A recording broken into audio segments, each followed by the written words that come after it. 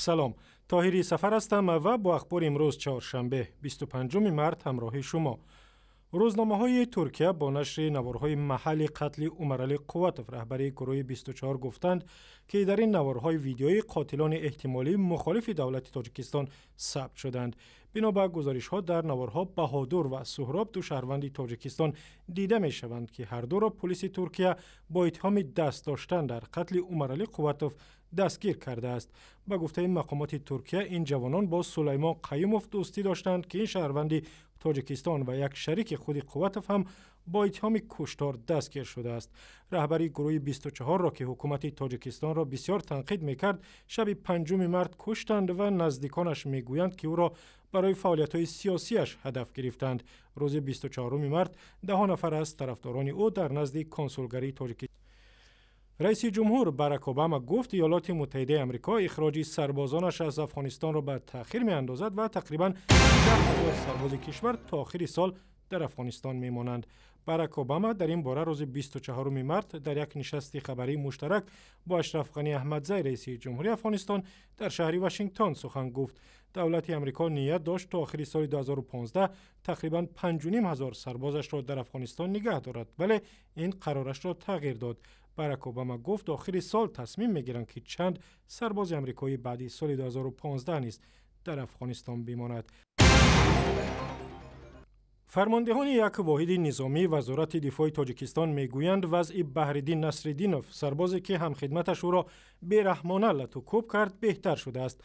پدرش قطب‌الدین نصرالدینوف نیز روز 25 مارس به رادیو آزادی گفت بهرالدین بعد از 20 روز حادثه لطوکوب به پا خسته است و با کمک اطرافیان راه می رود.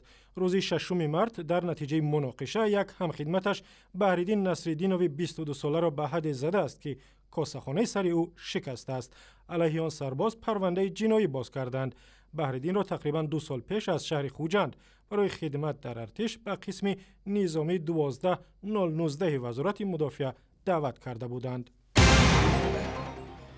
روز 25 مارس در شهر کولاب مردم این شهر جنوبی تاجیکستان بزم بزرگ نوروزی آراستند. در این بزم که در آمفی‌تئاتر شهر صورت گرفت تقریباً 20,000 نفر حضور داشتند.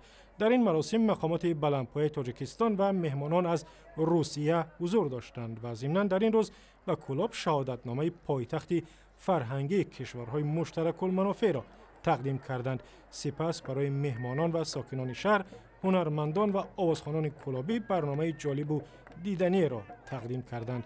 کولاب سومین شهر بزرگ تاجیکستان و از قدیمترین شهرهای کشور است.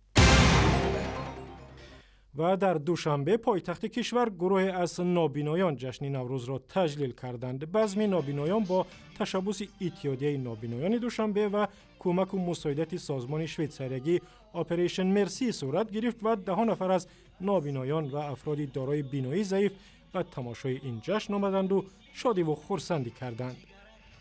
هدف اساسی گذرانیدن چنین چهاربینی از آن عبارت که ما امروز توانیم جامعه اینکلوزیوی را مثلا ترتیب داده باشیم و اشخاص سالم بین خود توانند نابینایان را قبول کنند. با گفته نمایندگان اتحادیه نابینایان دوشنبه از 9,000 نفر اعضای این سازمان تنها 300 نفر آنها کار میکنند که بسیار کم است و مقامات تاجیکستان برای جلب این قشر محتاج به کار باید سعی و کوشش بیشتر کنند. و اخبار از این هم بیشتر در وبسایت رادیو آزادی، در صحیفه های ما در فیسبوک، توییتر و یوتیوب و هم زمینه مخصوص رادیو آزادی برای تلفن های همراه.